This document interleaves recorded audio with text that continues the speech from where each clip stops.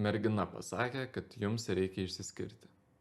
Jai reikia laiko pagalvoti, suprasti savo emocijas, pabūt vienai, o galimai ir padaryti pauzę. Ir tuo metu vyras sustingsta laike. Tai toks labai nemalonus skausmingas potyris. Jam atrodo, kad ji galbūt tiesiog neišsimiegojus, ne iš tos kojos iš lovos išlipo, o gal tiesiog kažkodėl įsižeidė. Igi vis dar yra sukalbama antra puselė, su kuria galima tartis. Atrodo, susėsit prie stalo ar susiskambinsit ir valandomis diskutuosit apie jūsų santykių perspektyvas. Tik tai prie nieko gero neprives. Ir jūs žinot, aš jau daug kartų esu tokias istorijas girdėjęs, kada mergina vyrui jau tiesmukai pasako, kad nemyliu, nenoriu, o vyras tuo patikėti nesugeba. O jei nesugeba, tai bando su tuo kovot ir pats dėl to kenčia. Jam atrodo, kad tai kažkoks juokelis ir va jau tuoj bet kurią akimirką atei žinutė, kur bus parašyta, žinai, visgi supratau, kad myliu. Ir smailas šalia, rausvai žandukais. Ir būtent dėl šios priežasties esu girdėjęs, kaip vyrai patys pripažįsta, kad norėtų pamatyti ją pagaliau jau su kažkokiu nauju biču, su kažkokiu Jonu. Kodėl? Nes jis pagaliau supras, kad jai yra neįdomus. Vyrai tarsi sustingsta laike, tai labai skausminga būsena. Ir to jau aš paaiškinsiu, kaip tai veikia iš tikrųjų. Kad šitas video, supaprastintų tavo gyvenimą. Iš pradžių siūlau išsiaiškinti tuos įsimylėjimo etapus, kuriuos gali išgyventi mergina. Aš juos daugmaž suskirčiau į 4 stadijas. Taigi pirma, tai kažkas panašaus į vienpusę meilę, kada moteris bando gauti kažkokį vyro dėmesį. Iššaukti bent minimalę simpatiją, kažkaip savo veiksmais padaryti taip, jog jis norėtų pasiūlyti jai draugauti. Žiūrėtų ją kaip į rimtą potencialią partnerę. Ir taip toliau.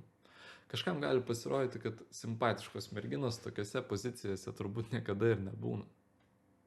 Bet tai netiesa, nes aš ir pats esu bendravęs su daug merginų, kurios išsilavinusios, pasportavusios, tikrai gražios moteris, bet jos vis tiek parinasi dėl tam tikrų vyrų dėmesio.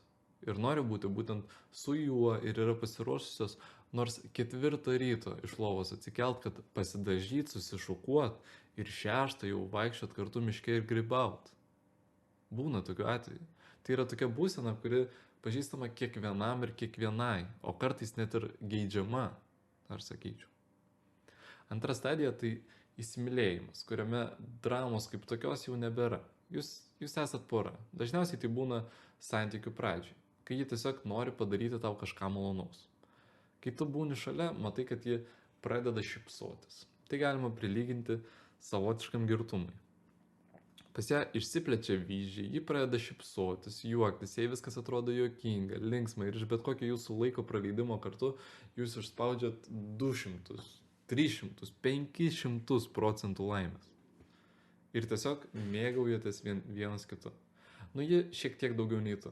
Taigi čia yra antra stadija. Trečia stadija.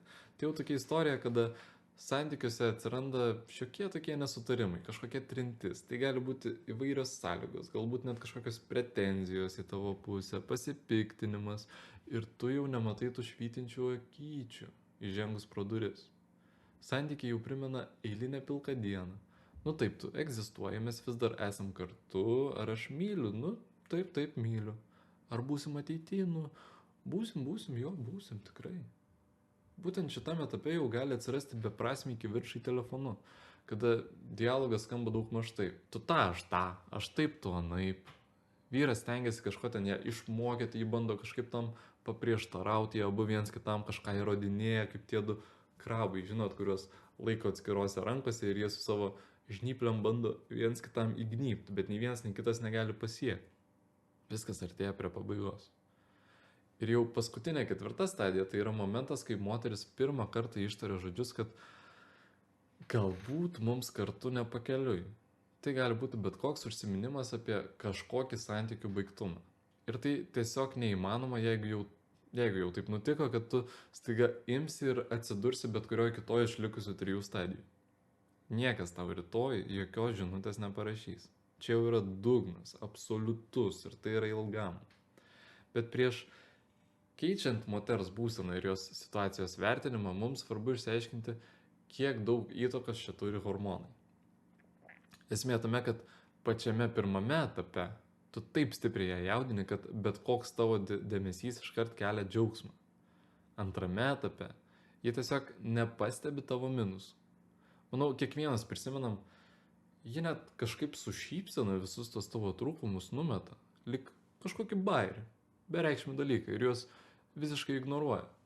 Tu toks pat.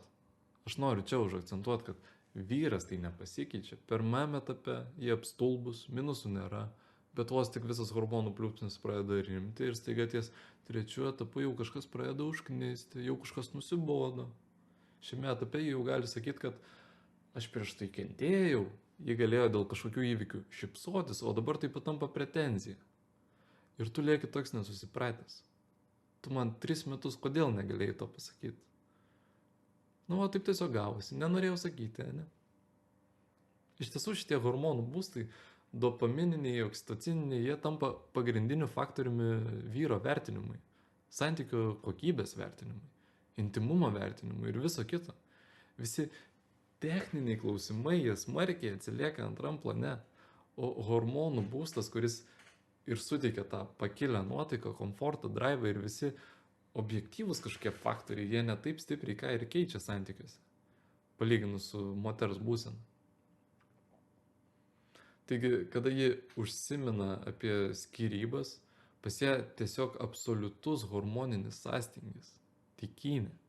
Maksimumas, ką moteris gali tokiu atveju pajaust, nu tai čia kaip aš savo PlayStation 5 pardavinėjau. Atrodo, tiek žaidimų ten pražaista, achievementų surinkta, kiek laiko praleista. Man net šiek tiek gaila pasidarė, bet tik pirmom 10 sekundžių. O toliau reikėjo grįžti namo valgyti vakarienės. O lygiai taip pat pasiels ir moteris, kuri yra 4 santykių stadijoje. Tikėtis, kad jai pasidarys tavęs gaila ir jis sugrįš, ar kad staiga lygioj vietoj prisimins visas šiltas akimirkas ir apsiverkus šoks tau ant rankų. Nu, to nebus. Kodėl viena iš strategijų, kurią aš pripažįstu, yra ignoras ir distancijos kūrimas? Nes būtent šitie instrumentai padeda visus šituos etapus nunulinti ir grįžti į tą pradinį tašką. Nes iš pradžių išeina visas tas prikauptas negatyvas ir iššvaistyto laiko jausmas. Tada jau po kurio laiko atsiranda kažkokios mintis, idėjos apie tai, kas buvo. Tada įvyksta savotiškas nunulinimas.